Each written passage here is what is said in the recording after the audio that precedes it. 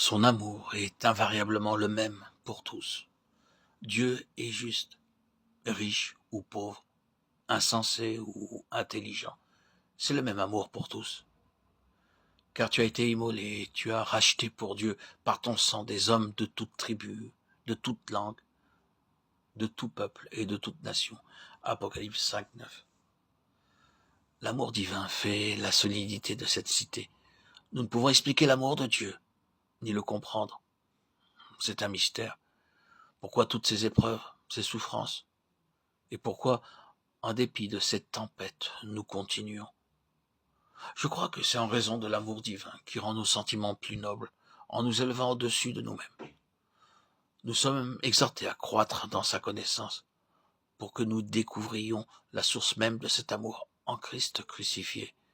Il peut y avoir en nous des dispositions à aimer, mais l'amour de Dieu demande l'oubli, le renoncement et le détachement de soi-même, un changement de source pour que coulent en nous les fraîches eaux de la fontaine céleste, du fleuve d'eau de la vie, limpide comme du cristal.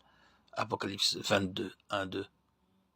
Celui qui me parlait avait pour mesure un roseau d'or, afin de mesurer la ville, ses portes et sa muraille. Apocalypse 21, 15.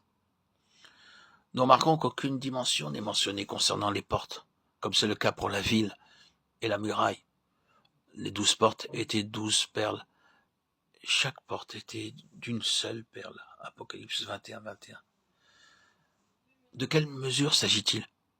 Je crois qu'il nous faut aller aux paroles du Seigneur dans l'évangile de Matthieu. Étroite est la porte, resserré le chemin qui mène à la vie. Et il y en a peu qui les trouvent. Matthieu 7, 14. Il s'agit d'un choix.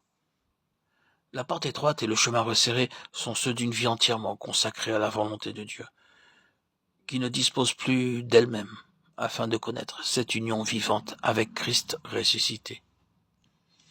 Celui qui est uni au Seigneur et avec lui un seul esprit, 1 Corinthiens 6, 17. Une seule perle pour chaque porte évoque l'aspect d'un tout unitaire. Et cette spécificité est également soulignée concernant la tunique du Seigneur. Elle était d'un seul tissu. Jean 19, 23. Ainsi, une seule perle souligne que l'unité et l'harmonie parfaite de la nature de Dieu auront été rétablis en nous, et nous serons comme Christ, un tout parfaitement coordonné.